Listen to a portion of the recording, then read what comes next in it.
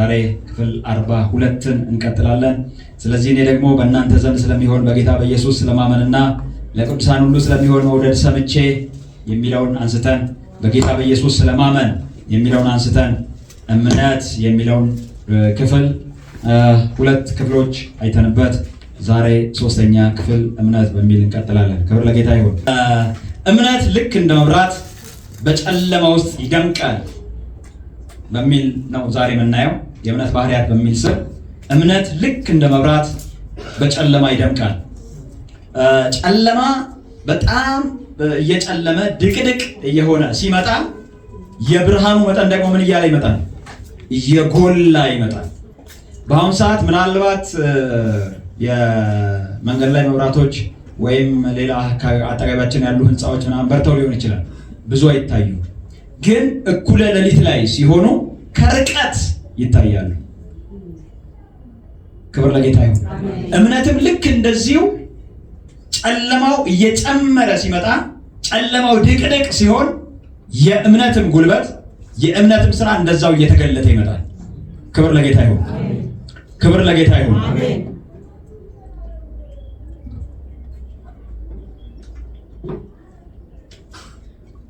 እኔ ብዙ ጊዜ ችግሮች በሙሉ ተጠራርተው ተደዋውለው ቴዲ ጋር እንገናኝ ብለው ተሰብስበው ሲመጡ አሃ ላለው አሁን ጌታ ሊገለጥ ነው ላለው፣ አሁን የእግዚአብሔር ስራ ሊገለጥ ነው ላለው፣ አሁን የእግዚአብሔር እጅ ሊገለጥ ነው ላለው። ክብር ለጌታ ይሁን። ክብር ለጌታ ይሁን። አንድ እንትን ወደ ልቤ ስለመጣ ለመስክርላችሁ። ካርቱም እየኖርን እያለ አንድ የተደራረበ ችግሮች ገጠሙን። አንደኛ ምንድነው፣ ትልቅ ግቢ ተከራየን። ግቢ ውስጥ 3 የተለያዩ ቤቶች ያሉባቸው ናቸው። ያንን ስንከራይ እኛ በአንድ ውስጥ ኖረን ሌሎቹን እናከራያለን ብለን ነው በብዙ ብር የተከራየ ነውና፣ እንደዛ ተከራይተን እያለ እናከራይ ስንል የቤቱ ባለቤት መጡና ገንዘብ ተረክበዋል። ምን ብለዋል? መጡና ማከራየት አትችሉም አሉ። ምን ልንሆን ነው? እኛ እናከራያለን ብለን ነው እንትን ያልነውና የተከራየ ነው። ማከራየት አትችሉም፣ እናንተ ብቻ ናችሁ መኖር የምትችሉት፣ ሌላ ሰው ማስገባት አትችሉም አሉና ነገሩ። ከዛ ሌሎች ከጋብቻንም ብቻችንም ቅርብ ጊዜ በኋላ ስለነበረ ብዙ ዕዳዎች ነበሩብንና ባለዕዳዎች በሙሉ 1 2 3 እያሉ መጡ። በዛ ነው ጊዜ ማለት ነው። እዚህ አሁን በጣም ተቸግሬያለሁ፣ አሁን ካልሰጣችሁኝ፣ አሁን ካለመጣችሁ ምናምን የሚል እንዳለ ተከታተሉብን ማለት ነው። መውጫ መግቢያው ጠፋ። ከዛ ምንድነው ጾም ጸሎት ያስኩና አሁን እንግዲህ በዚህ ሰዓት ሊረዳን የሚችል እግዚአብሔር ነው አልኩና ጾም ጸሎት ያስኩና 5ኛ ቀኔ ነው። 5ኛ ቀኔ ላይ እኔ የምሰራበት ግቢ ኦልሞስት ወደ ከ2000 ካሬ ሜትር በላይ በግምት ከ2000 ካሬ ሜትር በላይ የሚሆን ግቢ ነው። ሴራሚክ ነው ግቢውና ጠዋት ጠዋት ይታጠባል። ያንን ስራ ጀምሬ ያለው ሰዎቹ በሙሉ ወጡ። የኤምባሲ ሰራተኞች ናቸው። ተያይዘው ባልየው ሚስቱን ሊያደርስ ልጆቹን ትምህርት ቤት ሊያደርስ በሙሉ ተሰብስበው ወጡ። ሁሉም ካስወጣው በኋላ በር ዘጋውና ግቢው መሀል ላይ ተንበረከኩና እጆቼን ወደ እግዚአብሔር አነሳሁ። እግዚአብሔር ሆይ አልኩት፣ አብርሃም እኮ የሶዶም መንግስት ድል አድርጎ በመጣ ጊዜ ላይ ከሰዎቹ በቀር ሀብቱን በሙሉ ውሰድ ሲለው አብርሃምን አበለጸጉት ልትል ነው? እኔ አንዳች ነገር እነሱ ከበሉ ከጠጡት ከነሱ ድርሻ ከሆነ በቀር አንዳች ከነሱ አልወስድም። እኔ እጆቼን ወደ ልዑል አምላክ ወደ እግዚአብሔር አንስቻለሁ አለ። በረከትም መጥቶ ይሄማ ከእግዚአብሔር በረከት ጋር አይቀላቀልም ተብሎ ይባላል። እኔማ ያንተ ልጅ ሆኜ አንተን እያመለክ እንዲህ መቸገር የለብኝም፣ በአንተ በረከት አቤቱ ባርከኝ ብዬ መሀል ላይ ተንበርክኬ ጸለይኩ ማለት ነው። ክብር ለጌታ ይሁን። ከዛ ስራው አለቀ፣ የዕለቱ ስራ ማለት ነው አለቀ። ማታ ወደ ቤቴ ሲሄድ ቤቴ ምንድነው ቢፌ አድርገው ነው የጠበቁኝ አልኳቸው እና ደምቆ ምናምን ምንድነው ምን ተፈጠረ? ቁጭ በል እነግርሃለሁ። ከዛ ምን አሉኝ? ከኛ ጋር ሊኖር የነበረ አንድ ልጅ እሱ በፖስታ ውስጥ ብር ታጭቆ ብር ወድቆ አገኘ። የዛን ዕለት ማለት ነው። ከዛ እዳዎቹ በሙሉ ስንቱ አልኩኝ? በሙሉ ክብር ለጌታ ይሁን። በሙሉ ተከፍሎ ከዛ ለዛ ለሚኖረው ለድግሱ ለምናምን እንትን ተብሎ ማለት ነው። እዛ ቤቱ ሌላ ሆኗል። ጠዋት ሲሄድ የነበረው ቤት ሌላ፣ ማታ ስመለስ የነበረው ቤት ሌላ። ሃሌሉያ ክብር ለጌታ ይሁን። የዛን ዕለት ደግሞ አከራዩ መጥተው ነበር። አከራዩ ሰውዬ ቤት ድረስ መጥተው እኛ ጋር ማለት ነው በቃ ከዚህ በኋላ እንደፈለጋችሁ ማከራየት ትችላላችሁ።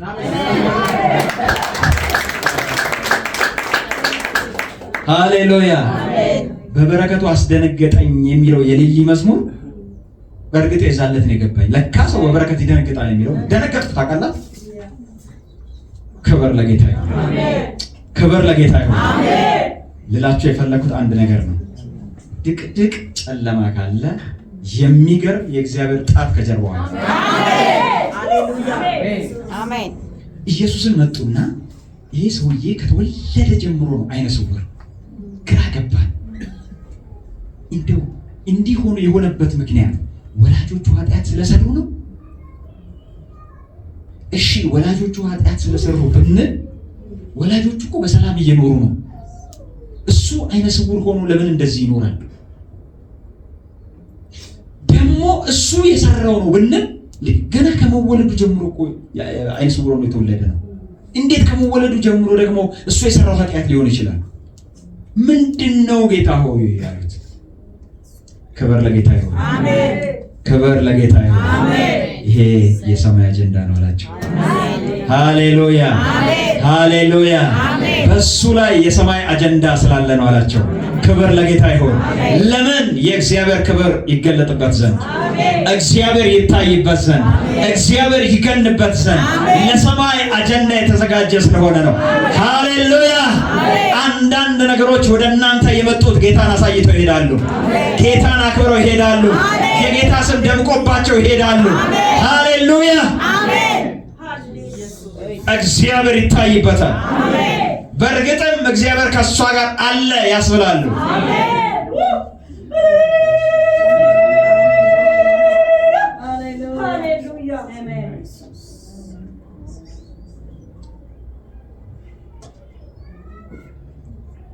ዛሬ የዕንባቆም መጽሐፍን ነው አጠቃላይ ሶስቱንም ምዕራፍ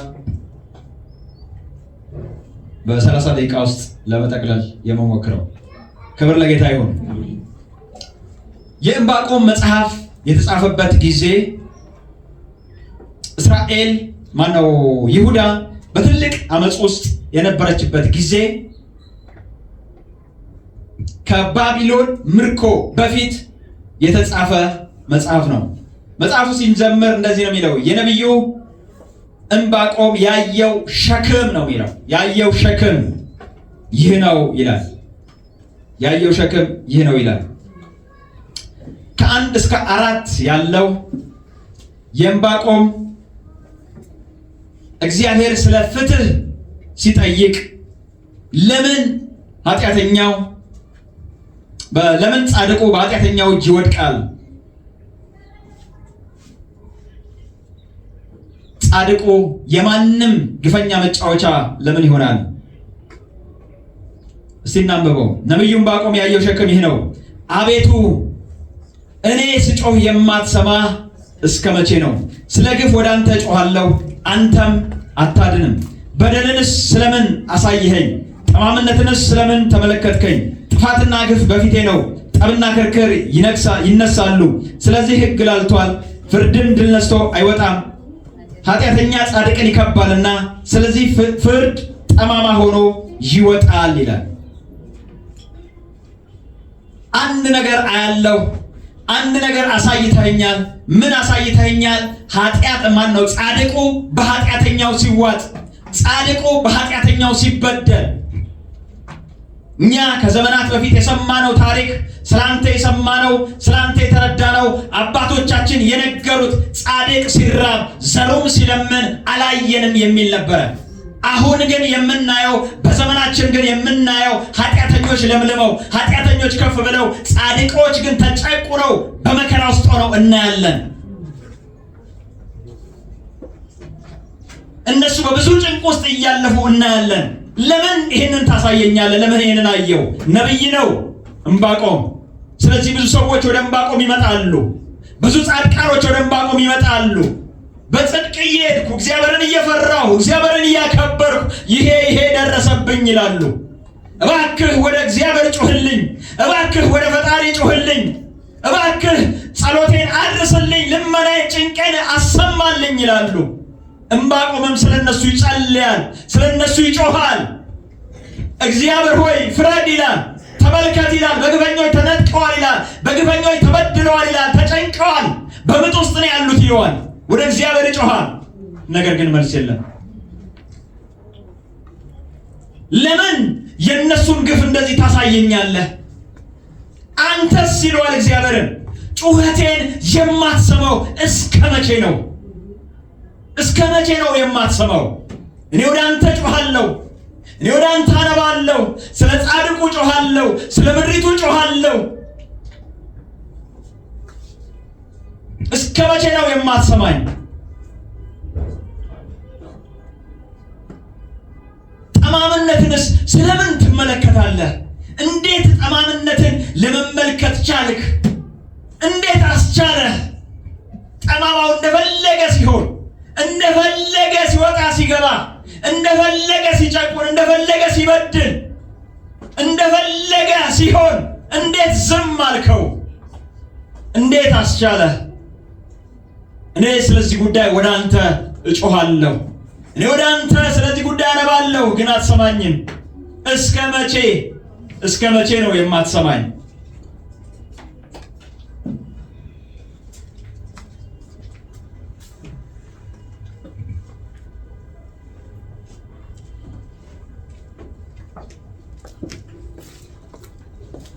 አንዳንዶች ተመሳሳይ ጩኸት እንዳላችሁ አስባለሁ።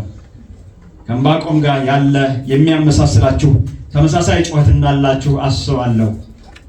ስለ ምድራችን የምትጮሁ፣ ስለ ምድራችን የምታነቡ ንጹሃኖች እስከ መቼ ድረስ ነው የሚገደሉት? የንጹሃኖች ደም እስከ መቼ ድረስ ነው የሚፈሰው? ሕፃናቶች እስከ መቼ ድረስ በእንደዚህ ይነገድባቸዋል? እስከ መቼ ድረስ ኃጢአተኞች እንዲህ እንደተንሰራፉ ይኖራሉ? እስከ መቼ ነው?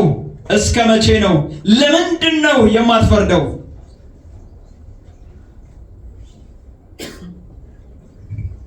ከዛ ከ5 እስከ 11 አምላካዊ ምላሽን እናያለን። ምዕራፍ 1 ከ5 እስከ 11 ምን ይለዋል? ባቢሎናውያንን ወይም ከለዳውያንን ይላል ቁጥር 7 ላይ ከለዳውያንን ወይም ባቢሎናውያንን አመጣለሁ የፍርድ ማስፈጸሚያ አድርጌ ያየኸውን በደል ሁሉ የተሰራ ግፍ ሁሉ ያንን እንዲያወራርዱ እነሱን አመጣባቸዋለሁ፣ ለምርኮ ተላልፈው ይሰጣሉ። በዚህ ጊዜ ላይ ዕንባቆም እስራኤል በአሦር እጅ ታሳልፋ የተሰጠችበት ጊዜ ነበረ።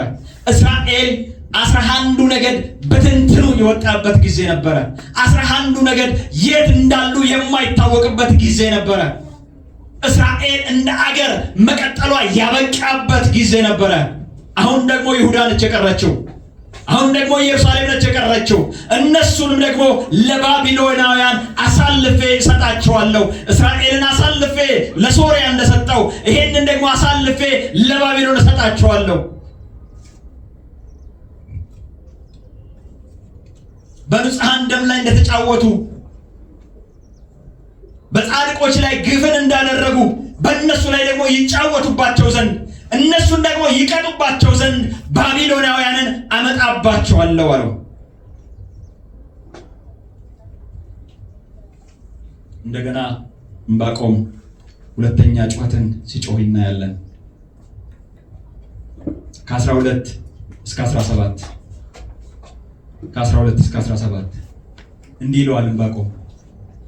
ጭራሽ ጌታ ሆይ ጭራሽ እንዴት ጻድቁ ይበደላል? እንዴት ኃጢአተኛው ይበደላል? እንዴት አንተ አትፈርድለትም ወይ? ስለ ጻድቁ እንዴት አንተ አትሟገትለትም ወይ ብዬ ወደ አንተ ብጮህ ጭራሽ የባሰ ኃጢአተኛ የባሰ አመፀኛ ባቢሎናውያንን አንጥተህ ጭራሽ እንደገና ትንሽ ኃጢአተኛውን በከባድ ኃጢአተኛው ትቀጠዋለህ። በባሰው ሰውዬ ያመፅን ጥግ በሚያደርገው ሰውዬ እንዴት እሱን ደግሞ አሳልፈህ ለጻድቁን አሳልፈህ ደግሞ ለሱ ትሰጠዋለህ? ለባሰው እንዴት አሳልፈህ ትሰጠዋለህ? ቁጥር 13 መጨረሻ ላይ እንደዚህ ይላል፣ ኃጢአተኛውስ ከእርሱ ይልቅ ጻድቅ የሆነውን ሊውጠው ስለምን ዝም ትላለህ ይላል። ከሱ የባሰው በባሰው በከፋው እንዴት እሱን ትቀጠዋለህ?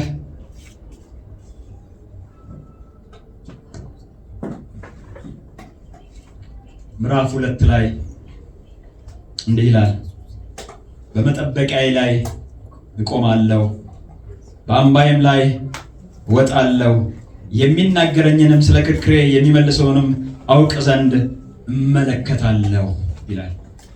በመጠበቂያዬ ላይ እቆማለሁ፣ በአምባዬም ላይ እወጣለሁ፣ የሚናገረኝንም ስለ ክርክሬም የሚመልሰውን አውቅ ዘንድ እመለከታለሁ። ክብር ለጌታ ይሁን። አሜን። ክብር ለጌታ ይሁን። አሜን። እጠብቀዋለሁ። ጥያቄዎች አሉ እስከ ጥግ፣ ያልተመለሱ ነገር አሉ እስከ ጥግ፣ እንቆቅልሾች አሉ እስከ ጥግ፣ ያልገባኝ ነገር አለ እስከ ጥግ፣ መዓት ነገሮች አሉ። ነገር ግን እጠብቀዋለሁ። አሜን። እጠብቀዋለሁ። አሜን። በመጠበቂያዬ ላይ ሆኜ እጠብቀዋለሁ። አሜን። ይሄ መጠበቂያ ማለት ዕንባቆም እየተናገረበት ያለው ከተማዋን በቅጥር በዛን ጊዜ በቅጥር ሰርተው በቅጥሯ ላይ ደግሞ ጠባቂዎች ያቆማሉ። በቅጥሯ ላይ ሆኖ እነኛ ጠባቂዎች ከተማውን ይጠብቃሉ። ገና ከርቀት የሚመጣውን ጠላት ያሉ፣ ገና ከርቀት እየተደረገ ያለውን ነገር ያሉ፣ ያንን መረጃ ወደ ከተማው ዞረው ጮኸው ይናገራሉ። ዕንባቆም ያንን ነው እያለ ያለው።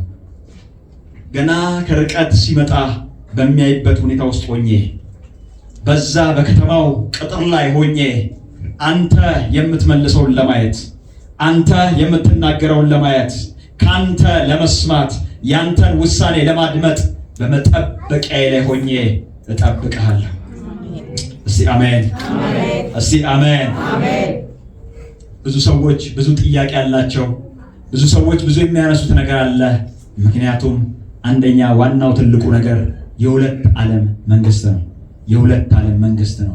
የእግዚአብሔር መንግስት የራሱ አሰራር አለው፣ የራሱ አደራረግ አለው፣ የራሱ መርህ አለው፣ የራሱን የቻለ መንግስት ነው። የዚህ ዓለም ደግሞ እኛ ከልጅነታችን ጀምረን የተለማመድነው ደግሞ ራሱን የቻለ መንግስት ነው። ስለዚህ በሁለት መንግስት ውስጥ ስላለን ማለት ነው በዚህኛው መንግስት እየተመላለስን አንዳንድ ጊዜ የላኛው መንግስት አሰራር ላይገባን ይችላል። አንዳንድ ጊዜ የላኛው መንግስት አሰራር ግልጽ ላይሆንልን ይችላል። በጥያቄ ውስጥ ልንሆን እንችላለን ስለ ላኛው መንግስት። ለምን? የላኛው መንግስት ሙሉ የሆነ መረጃ ስለሌለን፣ ሙሉ የሆነ የምናውቀው ነገር ስለሌለን ግራ መጋባት ውስጥ ልንገባ እንችላለን። ልዩነቱ እዚህ ጋር ነው። ብዙ ሰዎች ግራ ሲጋቡ ይወጡና የራሳቸውን እርምጃ ይወስዳሉ። የራሳቸውን ነገር ያደርጋሉ። በቃ በጠማማነት እንዲህ ተደረገ፣ በክፋት እንዲህ ተደረገ፣ በአመጽ እንዲህ ተደረገ፣ እነሱ እንዲህ ከፍ እያሉ እነሱ እንዲህ እየሄዱ ጻድቁ ግን እንዲህ የሚሄድ ከሆነ እኔም ስለምን በጠማማነት አልሄድም የሚሉና ወጥተው እነኛን ይከተላሉ። ዕንባቆም ግን ያንን አላደረገም። ዕንባቆም ግን ያንን አልሰራም። ዕንባቆም ያደረገው ነገር ያልገባኝ ነገር አለ፣ አዎ። ያልተረዳሁት ነገር አለ፣ አዎ። ለኔ ያልተመለሰ ነገር አለ፣ አዎ። ግን እጠብቀዋለሁ። ሃሌሉያ! እሱ ጻድቅ ነው። እሱ ሉዓላዊ ነው። እሱ ይችላል። እሱ ፍጹም ነው። ይሄንን ጌታ እጠብቀዋለሁ። እጠብቀዋለሁ። እምነት መጠበቅን ይጠይቃል። መጠበቅን ይጠይቃል። እንደዚህ እኛ እንደለመድነው አይነት ጠዋት ተመርቶ ከሰዓት መርካቶ እንደሚባለው ነገር የእግዚአብሔር መንግስት አሰራር እንደዛ ላይሆን ይችላል። ጠዋት የፈለከውን ነገር ከሰዓት ለገበያ ላታቀርበው ትችላለህ። ወዲያው የፈለከውን ነገር ወዲያው ጨበጠህ ወዲያው ወደ መሰማራት ላይሆን ይችላል። በእምነት ዓለም ስትመላለስ መጠበቅ ይባላል። ክብር ለጌታ ይሁን። የእምነት ሰው ይጠብቃል። ክብር ለጌታ ይሁን። ይጠብቃል። አምላኩን ይጠብቃል። እግዚአብሔር ያደርገዋል። እግዚአብሔር አሳልፈው ይሰጠኛል። እግዚአብሔር በእጄ ያስገባዋል። እግዚአብሔር የተናገረውን ነገር ይፈጽማል ብሎ በመጠበቂያው ላይ ይጠብቃል። ጸንቶ ይጠብቃል። የእግዚአብሔር ያለውን ድምፅ እስከሚያይ ድረስ ይጠብቀዋል።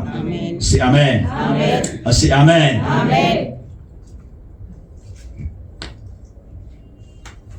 እምነት በንቃት እግዚአብሔርን ማዳመጥ ይጠይቃል። ዕንባቆም በመጠበቂያው ላይ ሆኖ ገና ከርቀት የሚመጣውን በጉጉት እያየ አይኖቹ ፈጦ እንደሚጠብቅ የቅጥር ጠባቂ እንደዛ እንደሚጠብቅ እግዚአብሔርን በእምነት ደግሞ ስንንቀሳቀስ በንቃት እግዚአብሔርን የሚለውን ነገር ለመስማት የሚናገረንን ነገር ለመስማት ንቁ ሆነን መጠበቅ ያስፈልገዋል። በንቃት መጠበቅ ያስፈልገዋል። እምነት በሚመጣው ቃል ወይም መርህ ወይም መመሪያ ለመራመድ ደግሞ ዝግጁ መሆንን ይጠይቃል። ዛሬ ነገርኳችሁ ስለ እምነት 3 ነገሮች ናቸው። አንደኛ እምነት መጠበቅን ይጠይቃል። ሁለተኛ በንቃት እግዚአብሔርን ማዳመጥ ይጠይቃል። ሶስተኛ በሚመጣው ቃል መርህ ወይም መመሪያ ለመመራት የሚለው ነገር ለማድረግ ዝግጁ መሆንን ይጠብቃል።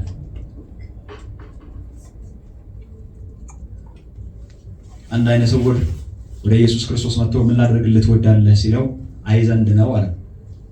ከዛ ጌታ አፈር ላይ ቱፍቱፍ አለና አፈሩን ወደ ጭቃ ለወጣና ምን አደረገው?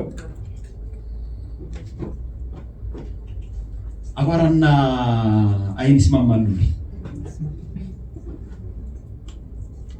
ጭራሽ ያድነዋል ብለን ስንጠብቅ ይፈውሰዋል ብለን ስንጠብቅ ህዝብ ባለበት ወሰደና ምርግ አደረገውና ሂድ አለ።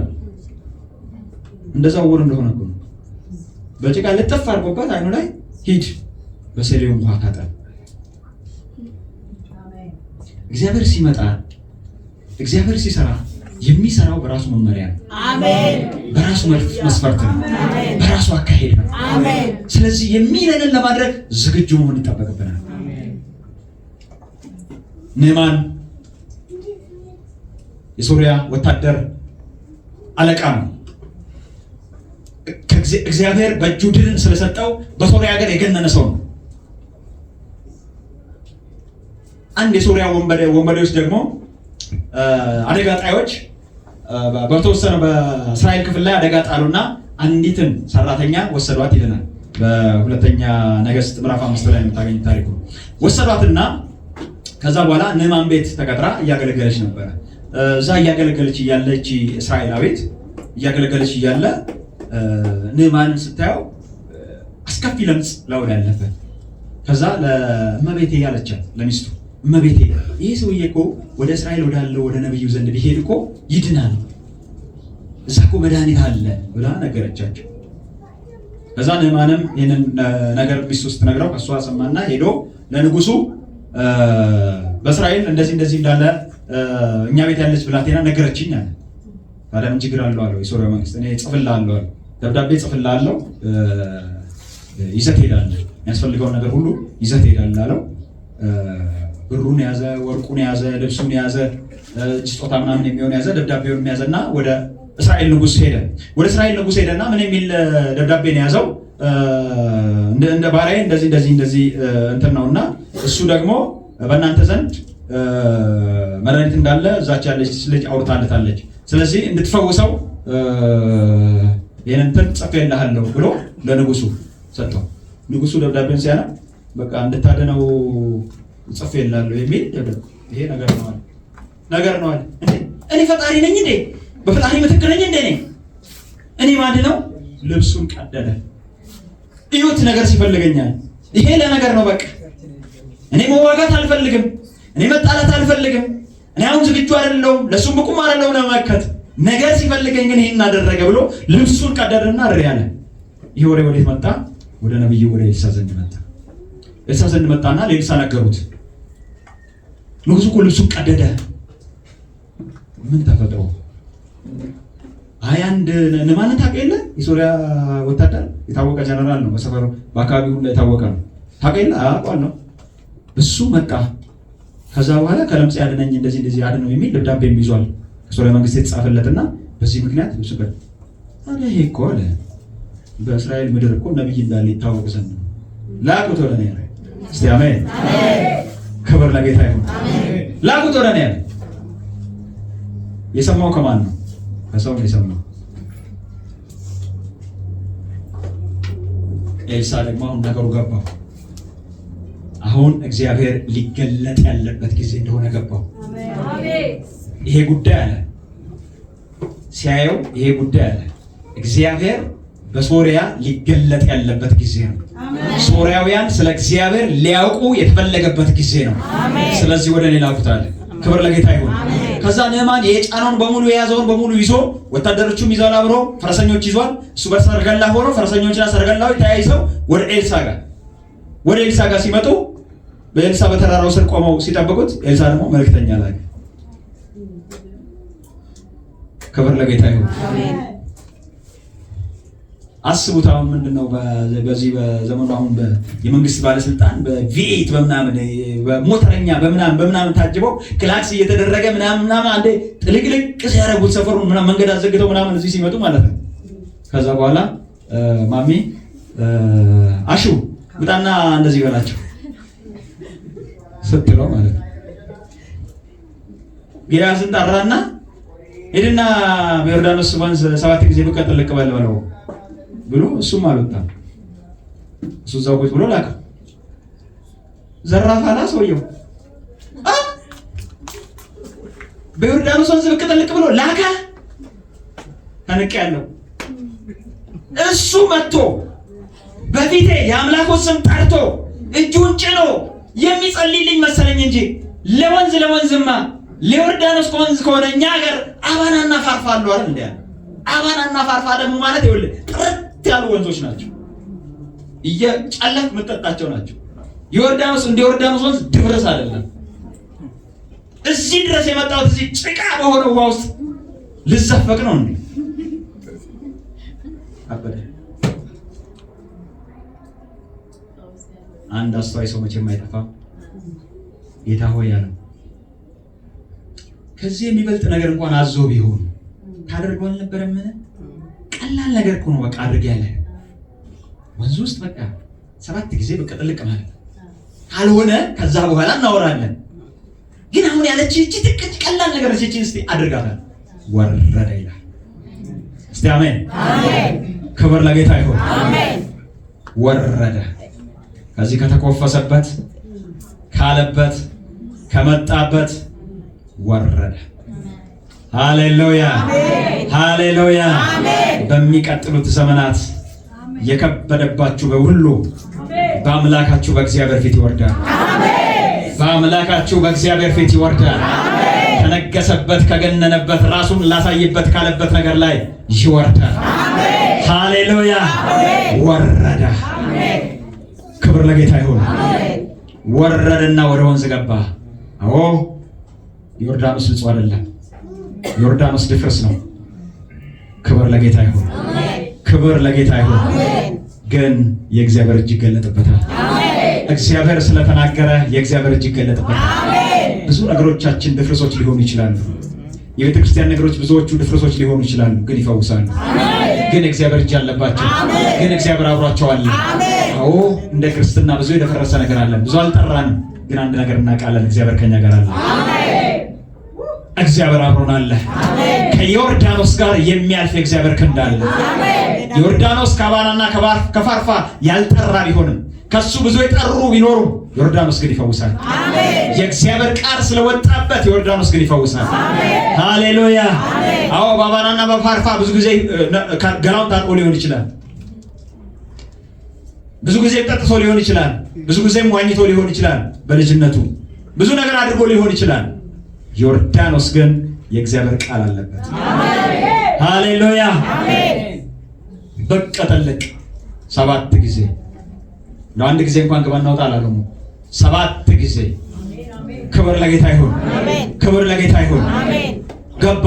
በአንደኛው ጥልቅ አለ። ሲነሳ ያው ነው 7 ጊዜ ያለ ያለ አንድ 7ኛ መሻሻል የለበትም። ሁለተኛም ጠለቀ። ሲወጣ ያው ነው 2/7ኛ መሻሻል የለበትም። ትንሽ ለወጥ ማለት ነገር የለበትም። አቆር ማለት ነገር የለበትም። ወደ ከሉ መመለስ የለበትም። 3ኛም ገባ። 5ኛም ገባ ያው ነው። 6ኛም ገባ። ሲወጣ ያው ነው። ተጫወተብኝ። ስንት ነው የቀረው?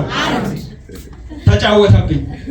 7 ጊዜ ብቅ ጥልቅ በል ብሎኝ 6 ጊዜ ብቅ ጥልቅ ብዬ ምንም ለውጥ የለም። የቀረኝ አንድ ነች። እስካሁን 6 ጊዜ ብቅ ጥልቅ ብዬ እዚህ ውስጥ ያልተለወጡ በ7ኛው ለወጣለሁ። አዎ ትለወጣለህ። አሜን። አዎ ለውጥ ይመጣል። አሜን። አንዳንዶቻችሁ ምናልባት የቀረቻችሁ አንድ ነች። 6 ጊዜ ሞክራችሁታል፣ አልተለወጣችሁም። 6 ጊዜ ያደርጋችሁታል፣ አልተለወጣችሁም። 6 ጊዜ በእምነት ሄዳችኋል፣ ለውጥ አልመጣም። ይሆናል ብላችሁ ለውጥ አልመጣም። ያው ነው፣ ያው ምንም ለውጥ አልመጣም። የታለ ታዲያ ጌታ ሆይ የተናገርከኝ ነገር የታለ? ያልከኝ ነገር የታለ? አደርጋለሁ ያልከኝ የታለ? ይፈጸማል ያልከኝ የታለ? እኔ አምኜ ይሄን ያክል እርምጃ ሄድኩኝ፣ ይሄን ያክል ጊዜ መጣሁ፣ የታለ? ፈጽመው ያለህን የተናገርህን እስከ ጥጊት ይሆናል። እግዚአብሔር እንዳለህ እንደዛ ሆኖ ታገኘዋለህ። እንደተናገረ በጆሮህ እንደሰማህ በዓይን ደግሞ ያሳይሃል፣ በእቅፍ ደግሞ ያሳቅፍሃል። በ7ኛው ጊዜ ግደለህም ንዕማን ግደለህም፣ አንድ ነው የቀረችው። ታገስ፣ አንድ ነች የቀረችው። 6 ጊዜ ለፍተሃል፣ 6 ጊዜ ሞክርሃል፣ 6 ጊዜ ብለሃል፣ ታዝዘሃል። ግደለህም፣ አንድ ነች የቀረች። ታገስ። አንድ አይደለች። በቃ እሷን ጥልቅ ብለህ በቃ ብቅ በል። ከዛ ካልሆነ ከዛ በኋላ እናወራለን። እባክህ ይህችን አንዷን ሚሳታር አንድ ነች የቀረች እያለ 7ኛውን ጥልቅ ሲወጣስ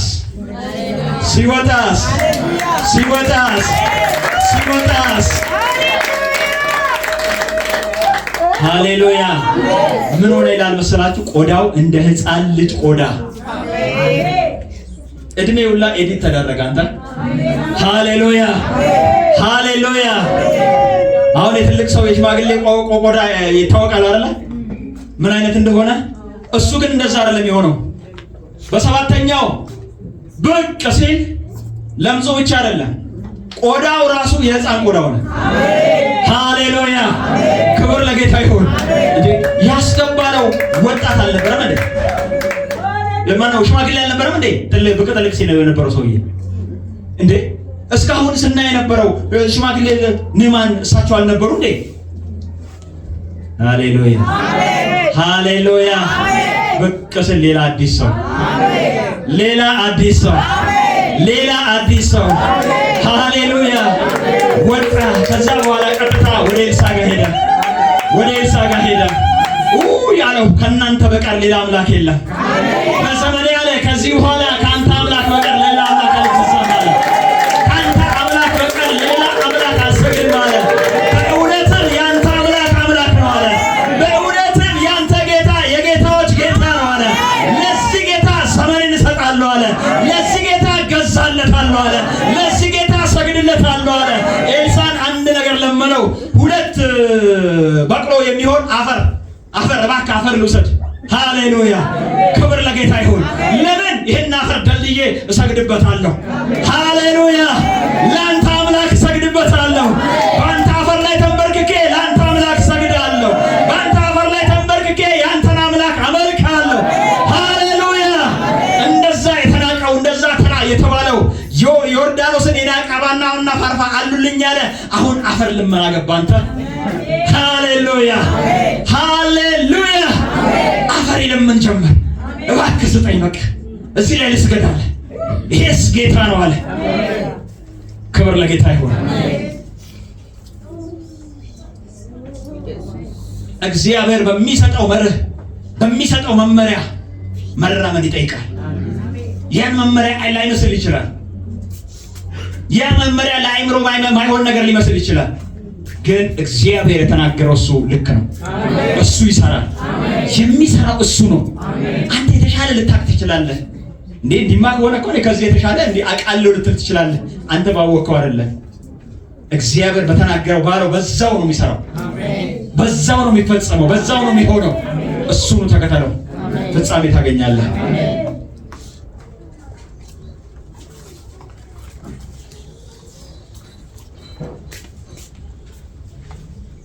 ከዛ ቁጥር 4 ላይ ጻድቅ ግን በእምነቱ በሕይወት ይኖራል ይላል። አሜን። ክብር ለጌታ ይሁን። አሜን። ጻድቅ በእምነቱ በሕይወት ይኖራል። የዕንባቆም ጥያቄ እንዴት ነው ጻድቅ በኃጢአተኛ የሚዋጠው? እንዴት ነው እንዲህ ሲበደል አንተ ደግሞ ዝም የምትለው? እንዴት ነው የሁላ ግፍ እያየህ ዝም ያልከው? እንዴት ነው? አሁን እነሱ ደግሞ ባቢሎናውያን አመጣና ቀጣቸዋለሁ። የባሰ ጭራሽ እንደ ባቢሎናውያን መጣው። በዚህ ሁላ ውስጥ ጻድቁ እንዴት ይሆናል? አሁን እዚህ ተበድሎ እዚህ ባሉ በአይሁዳውያን ባሉ በእነሱ ተበድሎ በራሱ ወገኖች ተበድሎ እንደገና ደግሞ ምርኮ የሚወስዱ ሰዎች መጥተው ሲወስዱት እንደገና ተጨማሪ ደግሞ ከአንድ በደል ወደ ባሰ በደል ሊገባ ነው። አምላካዊ ምላሽ ደግሞ እንደዚህ ይላል፣ ጻድቅ በእምነቱ በሕይወት ይኖራል። አሜን። ክብር ለጌታ ይሁን። ነገሮች እንደዚህ ድብልቅልቅ ቢሉም ነገሮች እንደዚህ መያዣና መጨበጫ ቢጠፋቸው ሀገር እንደ ሀገርነቱ እንኳን መቀጠል ባትችል ጻድቅ ግን በእምነቱ በሕይወት ይኖራል። አሜን። ሃሌሉያ። አሜን። ይሄ ቃል ማንን ደግፎታ ያለ መሰለ? እነ ዳንኤልን ተማርከው በምርኮ እንዳለ ጥርግ ተደርገው ሲወሰዱ ማለት ነው። ዳንኤል፣ ሲድራቅ፣ ሚሳቅ፣ አብድናጎ እነሱ ደግሞ ለዩልኝ ከሚባሉት ውስጥ ተለይተው ሲመጡ ታያለ። ምርኮ ሀገር ነው የሄዱት። አዎ ተማርከዋል። እንደነሱም አዎ ምናልባት እንደሌሎቹ እጃቸው እግራቸው ታስሮ ሊሆን ይችላል። ማንኛውም ላይ እንደደረሰ ደርሶባቸው ሊሆን ይችላል። ግን እግዚአብሔርን ይጠብቁታል። አሜን። እግዚአብሔርን ይጠብቁታል። አሜን። በምን አወክ ብትለኝ ባለፈው እንደነገርኳችሁ እንዳንረክስ ከዚህ ከንጉሱ አንብላ። አየህ በቅድስና እየኖሩ ነው። አየህ ራሳቸውን ጠብቀው እግዚአብሔርን አሁንም እያመለኩት ነው። ክብር ለጌታ ይሁን። ክብር ለጌታ ይሁን። አሁንም ከእግዚአብሔር ጋር ግንኙነታቸው ትክክል ነው። አሁንም በትክክለኛው መስመር ላይ ነው ያሉት።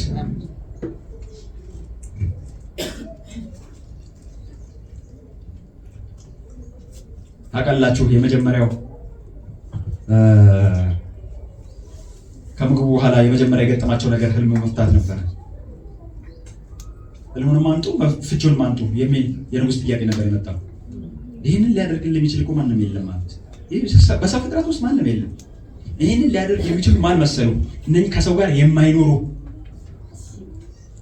በመንፈሳዊ ዓለም ያሉ እነሱ ናቸው ይህን ሊያደርጉ የሚችሉ እንጂ ከሰው ጋር የሚኖር አታገኝም ማለት። እናንተ እያጨረበራችሁ ነው ብሎ መገደል ተጀመረ። ከገዳዩ ጋር ደግሞ ዳንኤል ተገናኘ። በጥበብ ቃል ይናገረው ጀመረ ይላል።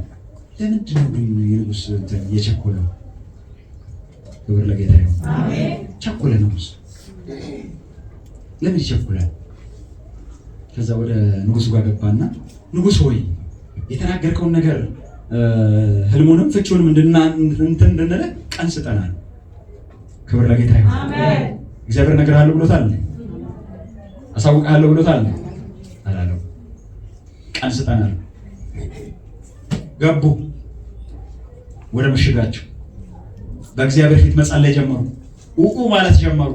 እግዚአብሔርም ገለጠላቸው። አሜን። መጣና ነገሩት። ያው ህልምን እንዲያለ እንደው ማታ ስታስቡላ ተኝተህ አልጋ ላይ ስታስቡላ ነበር አሉት። እንዲህ እያሰብክ አልነበረ? አሳቡላ ነበር። እንዲህ ስታስብ ነበር። ካሰብከው አንጻር ህልም ደግሞ እግዚአብሔር ያሳያል፣ ይገልጥልህ ስለፈለገ። የሆነው ነገር ይሄ ነው። እንደዚህ አይነት ምስሎች አሉ፣ እንደዚህ አይነት ነገስታቶች ይመጣሉ፣ የመጨረሻዋ የእግዚአብሔር መንግስት ትመጣለች፣ ያንን ሁሉ ትፈጨዋለች፣ እሷ ትቀጥላለች ብሎ ነገሩ። ንጉሱ ብድግ አለና ለዳንኤል ሰገደለት ይላል። አሜን አሜን አሜን። የነፍሰ ገዳይ የነበረው ንጉስ ማለት ነው። ይላላችሁ አጥፋቸው ሲል የነበረ ንጉስ ብድግ አለና ለዳንኤል ሰገደለት። ቁርባን ምን ዕጣን ምናምን እንዳቀርቡለት ሰውየው እንትን ሆነ ታውቃለህ። ታቦት ሆነ ራሱ። ጌታ ኢየሱስ ጌታ ነው። አሜን። ከዛ በኋላ በደማስቆ አነገሰው፣ አከበረው። እነ ሲድራቅ ሚሳቅ አብደናጎ እነሱም አሉ አለ ይጠሩ፣ እነሱም ተሾሙ። ከዛ በኋላ አዋጅ ወጣ፣ ከነ ዳንኤል አምላክ በቀር። አሜን አሜን ሃሌሉያ አሜን። ለ127 አገሩን ደብዳቤ ተጻፈ። አሜን። ከነ ዳንኤል አምላክ በቀር፣ እነሱ ከሚያመልኩት አምላክ በቀር ሌላ አምላክ በምድር ላይ የለም። አሜን። ሌላ አምላክ የሚችል የለም። ሌላ አምላክ ብቁ የለም። ብቁ ትክክለኛው እውነተኛው ኃያሉ አምላክ የነ ዳንኤል አምላክ ነው። እስቲ አሜን።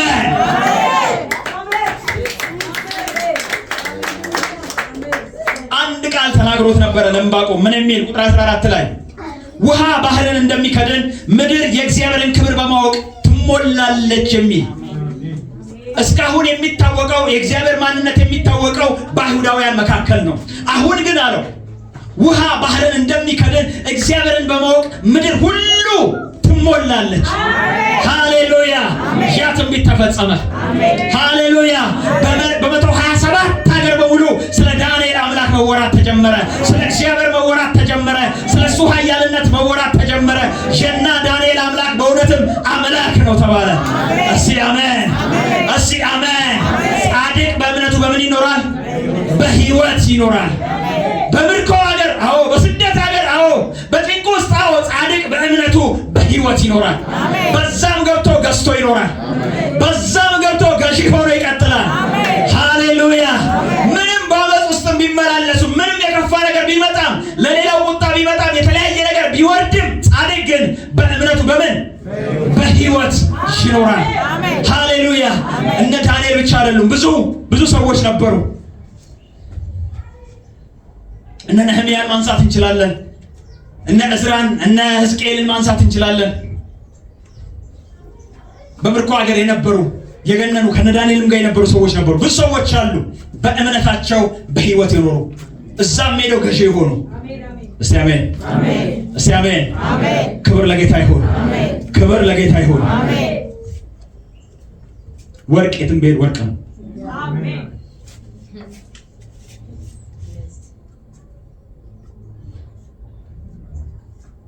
የኢትዮጵያ ወርቅ አሜሪካ ሲሄድ መዳብ አይሆንም። እዛም ሲሄድ ምንድን ነው? ክብር ለጌታ ይሁን። አሜን። በምንም ሁኔታ ውስጥ ገባ፣ በምንም ሁኔታ ውስጥ ጠለፍ፣ ወርቅ ከሆንክ ወርቅ ነህ። አሜን። ወርቅ ከሆንክ ወርቅ ነህ። አሜን። የትም ተገኝ፣ የትም ግባ፣ የትም ተወሰድ፣ ወርቅ ከሆንክ ወርቅ ነህ። አሜን።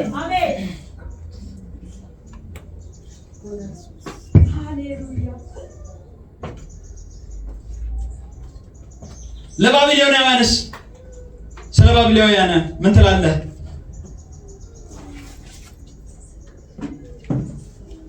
ለባቢሎን 5 ወዮች አሉት። 5 ወዮች እንዲህ እኔ መሳሪያ እንዲሆነኝ እኔ ያጠፋውን እንዲቀጣ ባስነሳው ከተታበየ ካመፀ ትቢት ከተሰማው ወዮለት፣ ወዮለት ለባቢሎን። ዕንባቆም ምዕራፍ 2 ከ6 እስከ 8 የሚበዘብዙ ወዮላቸው ይበዘበዛሉና።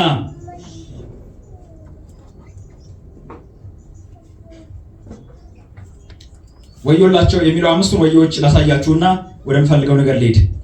ቁጥር 6 ላይ ስለዚህ ሁሉ በእርሱ ያልሆነ ወደ እርሱም የሚሰበስብ መያዣንም ለራሱ የሚያበዛ ወዮለት ይላል። ቁጥር 9 ላይ ከክፉ እንዲድን ጎጆን በከፍታ ላይ ያደርግ ዘንድ ለቤቱ ክፉ ትርፍን ለሚሰበስብ ወዮለት ይላል።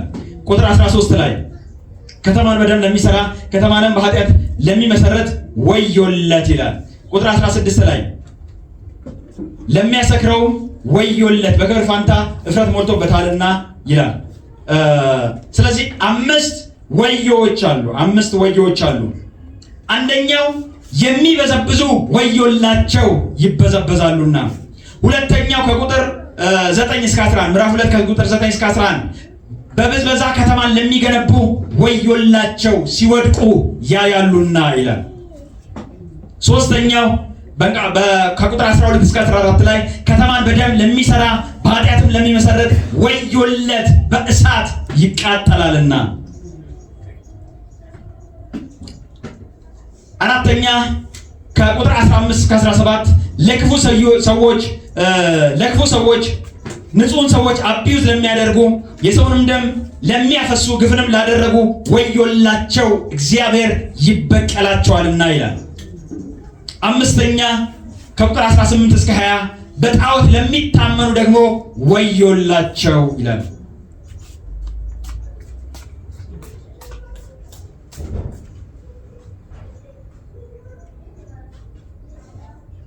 ክብር ለጌታ ይሁን።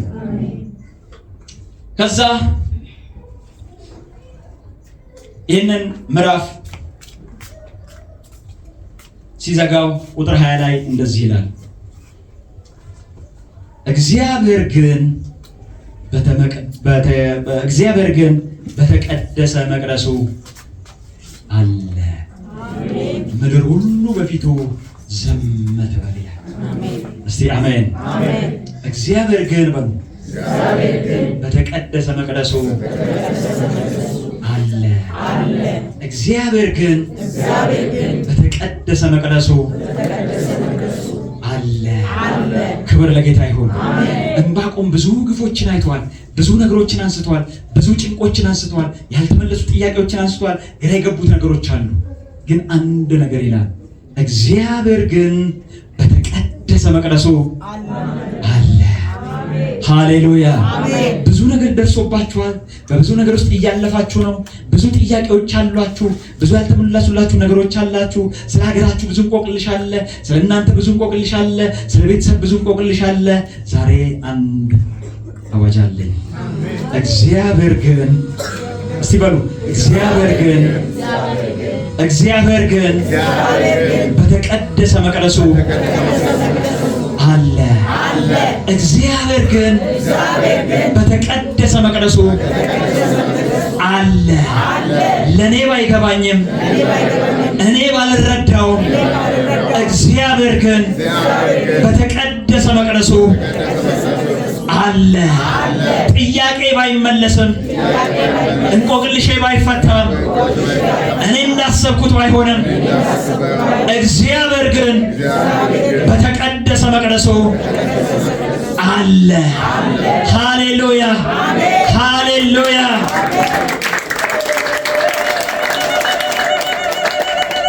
ወደ እግዚአብሔር ክብር እየቀረበ ሲመጣ፣ እግዚአብሔር ወደ ሁሉናው ሲመጣ፣ አምልኮውን እየሰማ ሲመጣ እንደዚህ ያለ እግዚአብሔር በተቀደሰ መቅደሱ አለ። ምድር ሆይ ዝም በሉ። የኔ ጩኸት የማትሰማ እስከ መቼ ነው ሲል የነበረ፣ ዘራፍ ሲል የነበረ፣ ያዙ ይልቀቁ ሲል የነበረ፣ አሁን እግዚአብሔር ጋር የአምልኮ እንደቀጠለ፣ የእግዚአብሔር ሉዓላዊነት እንደቀጠለ ሲያይ ምድር ሆይ ዝም በሉ፣ እግዚአብሔር በተቀደሰ መቅደሱ አለ። ሃሌሉያ። እግዚአብሔር በተቀደሱ መቅደሱ አለ። እግዚአብሔር ዛሬም ጉልበታም ነው። እግዚአብሔር ዛሬም ብርቱ ነው። እግዚአብሔር ዛሬም ኃያል ነው። ድሮ ያደርግ እንደነበረው ዛሬም በጉልበቱ አለ። ምድር ሆይ ዝም በሉ፣ እግዚአብሔር አለ። እግዚአብሔር አለ። እግዚአብሔር ያያል። እግዚአብሔር ያያል። እግዚአብሔር ያያል። አመፀኞች እንደዚህ ሲሆኑ፣ አመፀኞች እንዲህ ሲፋንኑ እግዚአብሔር ያያል። እግዚአብሔር ያያል። የንጹሃን ደም ሲፈስ እግዚአብሔር ያያል።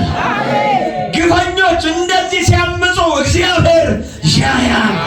የሕፃናት ደም እንደዚህ በከንቱ ሲፈስ ሰው ለብር ብሎ ለገንዘብ ብሎ የሕፃናትን ደም ሲያፈስ እግዚአብሔር ያያል። እግዚአብሔር በመቅደሱ አለ። እግዚአብሔር በመቅደሱ አለ። እግዚአብሔር በማደሪያው አለ። ቁጥር 3 ላይ አቤቱ ዝናህን ሰምቼ ፈራሁ። አቤቱ በዓመታት መካከል ስራህን ፈጽማለህ። ዝናህን ሰምቼ ፈራሁ። እስከ መቼ ነው ሲል የነበረ ሰውዬ ወገቡን ታጥቆ ስለ ክርክር የሚመልሰውን እስቲ ሰማለሁ ሲል የነበረ ሰውዬ አሁን ዝናህን ሰምቼ ፈራሁ አለ። በዓመታት መካከል ትታወቅ ዘንድ በመዓት ጊዜ ምሕረትን አስብ። አሁን አትፈርድም ሲል የነበረውን ዕንባቆም አሁን የእግዚአብሔር በሙሉ ክብሩ ሲያየው በመቅደሱ ሆኖ ሳየው የተመለከ ሲያየው አቤቱ አለ ምሕረትን አስብ። ቅድም ፍረድ ሲል የነበረ እኮ ነው። አሁን አቤቱ በምሕረትን አስብ፣ በፍርድ ቀን ምሕረትን አስብ። እግዚአብሔር ከቴማን ቅዱሱም ከፋራን ተራራ ይመጣል። ቴማንና ፋራን ተራራ ማለት ኤዶሚያስና የሲና ተራራ ማለት ናቸው። እስራኤላኖች ያን የተጓዙባቸው ምድረ በዳቸው ጉዞ ማለት ነው። እግዚአብሔር በሲና ላይ ሲወርድ እግዚአብሔር ሙሴን አንድ ነገር ለመኑት። እባክህ እግዚአብሔር ተጨማሪ ቃል እንዳይናገር፣ ከተናገረ እንጠፋለን። ለአንተ እግዚአብሔር ይናገር፣ አንተ ደግሞ ለእኛ ንገረን። እግዚአብሔርን ማየት አስፈርቶናል። የምናየው ነገር ሁሉ አስፈርቶናል። ይህ ነገር በቃን ብለው በእግዚአብሔር ፊት የተንቀጠቀጡበት ነው። እንዳንጠፋ ወዮልን ብለው የተንቀጠቀጡበት ነው። እግዚአብሔር በሲና ላይ ሲወርድ ማለት ነው። በታላቅ ደመና በክብር ሲወርድ ማለት ነው። ክብር ለጌታ ይሁን። ዕንባቆም የሚለው እንደዚህ ነው። እግዚአብሔር ከሲና ይመጣል። እስቲ አሜን። ያኔ በሲና የተገለጠ እግዚአብሔር አሁንም ይገለጣል። ያኔ በሲና የወረደ አምላክ አሁንም ይወርዳል። አሁንም እግዚአብሔር በክብር ይገለጣል። አሁንም እግዚአብሔር በክብር ይመጣል።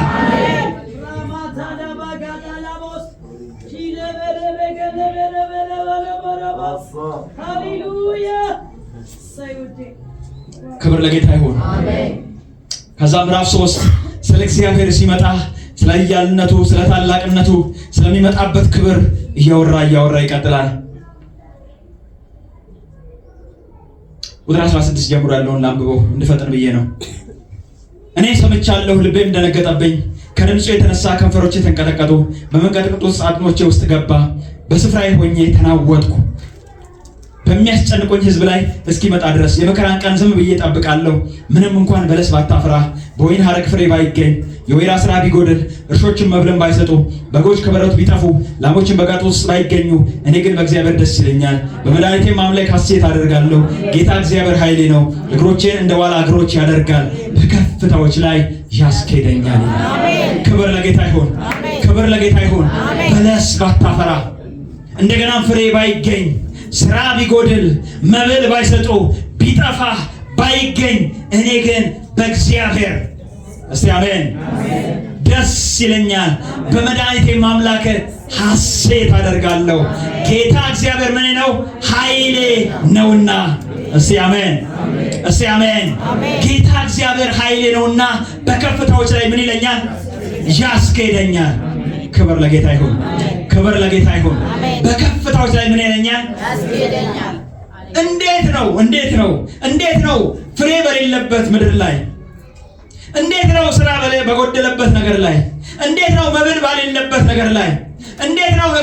በጎች ከበረት ውስጥ በጠፉበት ነገር ላይ፣ ላሞች በጋጥ ውስጥ ባልተገኙበት ነገር ላይ እንዴት ነው በከፍታ የምትሄደው? እነኚህ ነገሮች ሁሉ ባይገኙ፣ ባያፈራ፣ ባይሰጥ፣ ባይኖር በከፍታዎች ላይ ይሄዳለሁ። እንዴት ነው የምትሄደው? እግዚአብሔር ምን ነው? ኃይሌ ነው። እስቲ አሜን፣ እስቲ አሜን። ክብር ለጌታ ይሁን። የእምነት ሰው ነገሮች ስለሞሉ ስላልሞሉ ሳይሆን እግዚአብሔር ከሱ ጋር ስላለ፣ እግዚአብሔር ከሱ ጋር ከመኖሩ የተነሳ በከፍታዎች ላይ ይሄዳል። ክብር ለጌታ ይሁን። ነገሮች ላይሞሉ ይችላሉ። ነገሮች ተሰካክተው ሞላልተው ላይኖሩ ይችላሉ። ባዶ ሊሆን ይችላል። ባዶ ሊሆን ይችላል። ምንም በሌለበት ነገር ላይ እሱ ደስ የሚለው እግዚአብሔር ነው። ልቡ ሐሴት የሚያደርገው በእግዚአብሔር ነው። እግዚአብሔር ደግሞ ለዚህ ሰው ኃይሉ ነው፣ አቅሙ ነው፣ ጉልበቱ ነው። እሱ ደግሞ በከፍታዎች ላይ ይሄዳል። እስቲ አሜን፣ እስቲ አሜን። ክብር ለጌታ ይሁን። ዳንኤል በከፍታዎች ላይ አልሄደም። ሲድራቅ በከፍታዎች ላይ አልሄደም። የነ ዳንኤል ከብቶች አሉ፣ የነሱ በጎች አሉ፣ የነሱ ላሞች አሉ፣ የነሱ ነገሮች አሉ፣ የነሱ ሀብቶች አሉ። እነኚህ የመሳፍንትና የነገስታት ዘሮች ናቸው። እኔ እንዲያገለግሉ ምሮጣቸው የተባሉ ማለት ነው። የነሱ መሳፍንትና ነገስታት ማዕት ንብረት አላቸው። የነሱ ንብረት አሁን ከነሱ ጋር አለ። የነሱ ንብረት አሁን ከነሱ ጋር የለም። እነሱ ግን በከፍታ እየሄዱ ነው። ክብር ለጌታ ይሁን።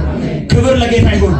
ይኸውልህ የባቢሎን መንግስት እንኳን ሲወርድ ከፋርስ መንግስት ጋር ከሜዶን መንግስት ጋር ዳንኤል ይቀጥላል። መንግስት ይመጣል ይሄዳል፣ እሱ ግን ይቀጥላል። ለምን? የሱ ጉልበትና ኃይል ፖለቲካ ሳይሆን የሱ ጉልበትና ኃይል እግዚአብሔር ነው። እስቲ አሜን፣ እስቲ አሜን። የሱ ነገር የተሳሰረው ከእግዚአብሔር ጋር ነው። በነገሮች መመቻቸት አይደለም፣ በነገሮች መሰካካት አይደለም። የሱን ጉዳይ የያዘው እግዚአብሔር ነው። እግዚአብሔር ኃይሌ ነው። እግዚአብሔር ጉልበቴ ነው። እግዚአብሔር ብቃቴ ነው።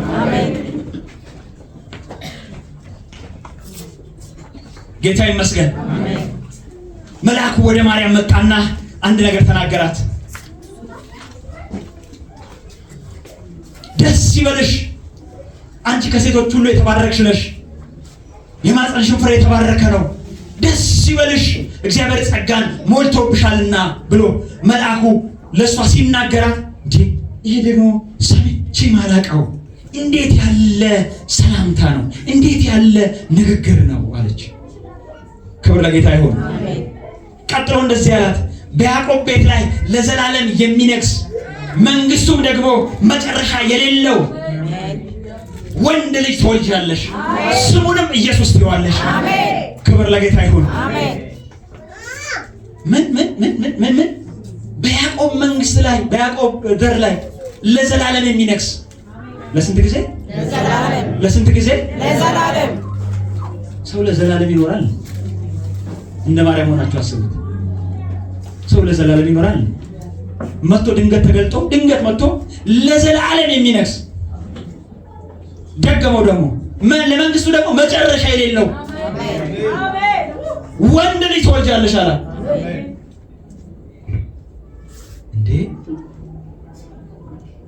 የእግዚአብሔር ባሪያ እኔ እኮ አለች ወንድ አላውቅም፣ ይህ እንዴት ሊሆን ይችላል?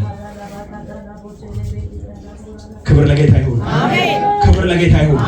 አንድ ነገር ነገራት፣ መንፈስ ቅዱስ ይመጣብሻል። እስቲ አሜን፣ እስቲ አሜን። መንፈስ ቅዱስ ይመጣብሻል አላት። የልዑልም ኃይል ይጸልይልሻል፣ ከአንቺ የሚወለደው የልዑል የእግዚአብሔር ልጅ ይባላል አላት። እስቲ አሜን። ከዛ እንደዚህ አለች፣ እንደ ቃል ይሁንልኝ የእግዚአብሔር ባሪያ። ሃሌሉያ፣ ሃሌሉያ። እኔ አዎ ወንድ አላውቅም፣ እኔ አዎ ይህን ጉዳይ አላውቀውም፣ ይህን ነገር አላውቀውም፣ ግን አንተ ካልክ ግን መንፈስ ቅዱስ ከመጣ ይችላል። እንደ ቃል እንደ ቃል እንደ ቃል እንደ ቃል ይሁንልኝ። ኢየሱስ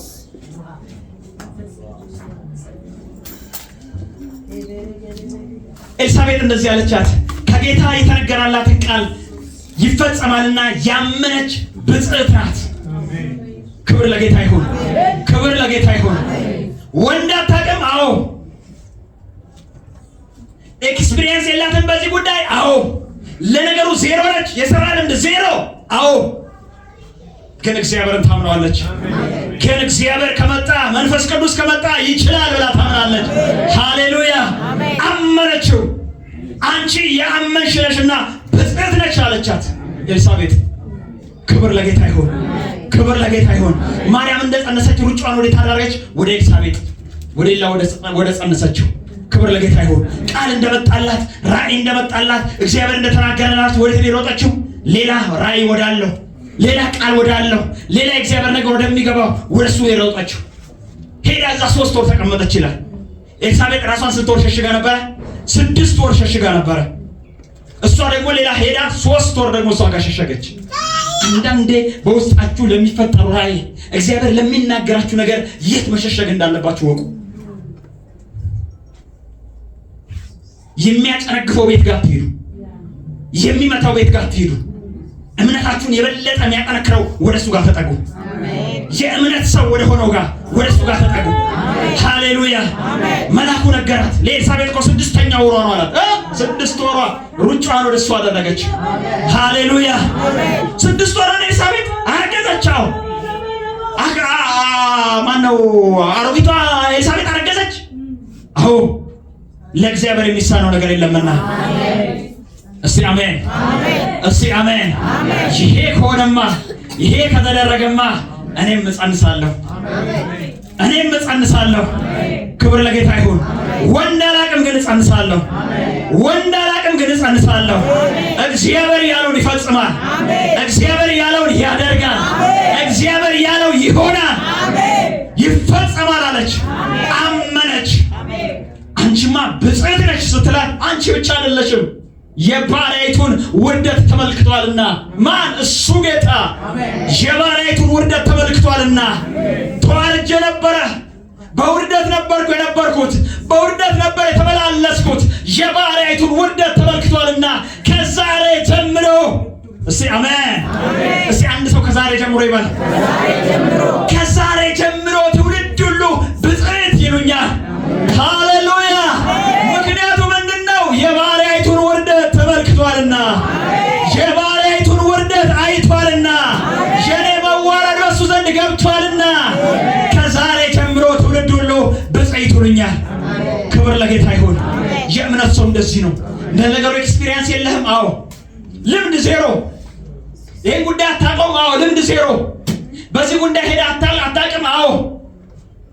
በዚህ መንገድ አልፋ አታውቅም? አዎ። ልምድ ዜሮ። ክብር ለጌታ ይሁን። እምነት ግን 100። ሃሌሉያ። ማርያም እንደዚህ ነች። ልምድ ዜሮ፣ እምነትስ 100። ሃሌሉያ። ክብር ለጌታ ይሁን። እምነት 100፣ እምነት 100። የእምነት ሰው እንደዚህ ነው። ከዚህ በፊት ይሄን ነገር አድርገው አታውቅም? አዎ። ዜሮ ነኝ። ግን እግዚአብሔር ይችላል። ግን እግዚአብሔር ማድረግ ይችላል። ክብር ለጌታ ይሁን። ክብር ለጌታ ይሁን። ከዚህ በፊት ካምፓኒ ከፍተህ ታውቃለህ? አላውቅም። ልምድ ዜሮ። ግን እግዚአብሔር ይችላል። ግን እግዚአብሔር ይችላል። ክብር ለጌታ ይሁን። አንድ የእግዚአብሔር ሰው ነበሩ። የተቀደደ ሱሪ እየለበሱ ሁለት አይነት እግር ጫማ እያደረጉ አውሮፕላን ገዛሉ ይላሉ። ክብር ለጌታ ይሁን። አውሮፕላን ገዛለሁ፣ የኔ ጌታ ይችላል ይላሉ። እኔ ማመልከው አምላክ ይችላል ይላሉ። ጎረቤት እንደዚህ ይላል። ምን ነው የቤት ኪራይን በከፈልክ?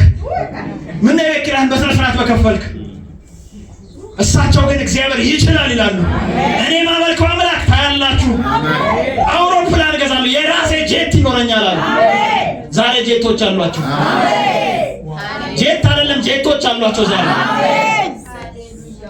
ክብር ለጌታ ይሁን። ዛሬ በዚህ ነገር ውስጥ አለ ማለት ነገር እንደዚህ ነው ማለት አይደለም። ያንተ ፍጻሜ በዚሁ መሰረት ነው የሚሄደው ማለት አይደለም። እመነው ጌታን። ልምድ ዜሮ፣ እምነት 100። እመነው ጌታን። ለነገሩ ድንግል ልትሆን ትችላለህ። ለነገሩ ምንም ላታውቅ ትችላለህ። እግዚአብሔርን እመነው። ይችላል። አሜን። ይችላል። አሜን። ይችላል። አሜን። ይችላል። ዳዊት መጣ ወደ እስራኤል ሰፈር እንጀራ አድርስ ተብሎ እንጀራ ተሸክሞ መጣ። ሲመጣ ተሸብሯል ሰፈሩ። ምንድን ነው? ምን ተፈጠረ? እስራኤልን ምን አገኘው? ምን ተገዳደረው? ምን ተፈጠረ አለ። አይ አንድ ፍልስጤማዊ ወጥቶ ምናምን እንዲህ ይላል። ከዛ በኋላ ሳውልን ፈርቷል፣ ሰው ሁሉ ፈርቷል። እሺ አንድ ሰው እስራኤል እንዴ ቆይ ምን ይደረግለታል? ለዚህ አሁን ይሄን ሰውዬ ለጣለ ምን ይደረግለታል? ምን ይደረግ እንዴ? ንጉሱ ሻለው እንትን ልጁን ይደረግለታል፣ እንዲደረግለታል። ማን ነው? ወንድሙ መጣ። አታ እዛ በእንትን ያሉትን በጎች ጥለህ እዚህ ምን ታደርጋለህ? የልብህን ክፋት አጋል ሄደ ለዛ ምናምን አለ። ከሱ ዞር አለ። ሃሌሉያ ሃሌሉያ። ይሄ ራይን ከሚያጨናግፍ ዞር። እስቲ አሜን። እምነትን ከሚበላ ዞር። ይሄ ከሚሸራሽርበት ዞር። ክብር ለጌታ ይሁን። እግዚአብሔር እኮ እንደ ልቤ የሆነ ባሪያዬን ዳዊትን አገኘው ይላል። እንደ ልቤ ነው የሚለው እግዚአብሔር። እሱ ደግሞ ምን ይላል? አንተ የልብህን ክፋት አውቃለሁ ይላል። ከዚህ ሰውዬ ዞር። ሃሌሉያ ሃሌሉያ። አንተ አይደለም አሁን የምታስፈልገኝ። ክብር ለጌታ ይሁን። ዞር አለና ጥያቄውን ቀጠለ። እስቲ ቀጥላለሁ በሉ። እስቲ ቀጥላለሁ በሉ። የጀመርኩትን ቀጥላለሁ በሉ። እግዚአብሔር በልቤ ያስቀመጠውን ቀጥላለሁ በሉ። ሃሌሉያ። ዞር አለና ጥያቄውን ቀጠለ። ምን ይደረግለታል? እስቲ አሁን ቀጠለ። በቃ እሱ ከሌላ ዞር አለና ምን ይደረግለት? እንዲደረግለታል። እኔ ገጥመዋለሁ አለ። እኔ ገጥመዋለሁ። እኔ የሚል ሰው ብቻ ተገኘ። ሄዶ የሚሞትም እኮ ጠፍቶ ነበር። ታውቃላችሁ? ሄዶ የሚጥለው አይደለም፣ ሄዶ የሚሞትም ጠፍቶ ነበር። እኔ ገጥመዋለሁ የሚል ተገኘ። ሄዶ እንኳን የሚሞት ማለት ነው። እኔ ገጥመዋለሁ ተሰምቶ አያውቅም። ለ40 ቀን በዛ መካከል ተሰምቶ አያውቅም። እያንጠለጠሉ ወደ ንጉስ ጋር ንጉስ እኔ ገጥመዋለሁ ብሏል። እሱ ትንሹ ልጅ ገጥመዋለሁ። አቡሽዬ አቡሽ ሰው ለሰውዬው ታውቃለህ እንዴ? አይ እኔ አላውቅም። እኔ ዛሬም አላየሁት። ይሄ ሰውዬ እኮ ማለት ከልጅነቱ ጀምሮ ጦረኛ ነበረ። ይሁና። ክብር ለጌታ ይሁን። ክብር ለጌታ ይሁን። እሱ እኮ ጦር ማለት ለሱ እንዴት እንትን እንደሚል በቃ ያደገበት እንጀራው ማለት ጦር ነው። ያቀበታል። የሰለጠነ ነው። ይሁና። ክብር ለጌታ ይሁን። እገጥመዋለሁ አለ። እንዴ አቡሽ ጉዳዩ ገብቷል። ቁመቱን አይተዋል። 3 ሜትር ከምናምን አይቶ የሚያውቅ ሰው አለ? እኔ 2 ሜትር አካባቢ አይቻለሁ። ሰው ስሩ ገብቼ እንደ ሕፃን ልጅ እኔ ከልጆቼ ጋር እንደሚሄድ ነው ታውቃለህ። 2 ሜትር ነው ሰውየው፣ ግን 3 ሜትር ከምናምን ደግሞ አስቡት ምን እንደሚያክል ማለት ነው። ከአንድ ዳዊት ብላቴና ጋር። ክብር ለጌታ ይሁን። ይችላል። ቆይ አቡሽዬ በጦር ሰራዊት ውስጥ ስንት ጊዜ ቆይተሃል? ለስንት ጊዜ አገልግለሃል? ልምድ